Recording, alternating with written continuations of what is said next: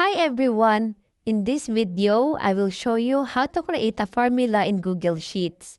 Formulas in Sheets always start with an equal sign. Let us start by creating a simple formula to add two numbers. First, click on an empty cell and type equal sign. Then click the first cell, type the plus sign, then click the second cell and press enter. This adds the values from the first and second cells. You can also replace the plus sign with other operators, minus sign for subtraction, asterisk for multiplication, and forward slash for division. To use built-in functions like sum or average, you can type equal sign, then type the function. For this example, let's use sum.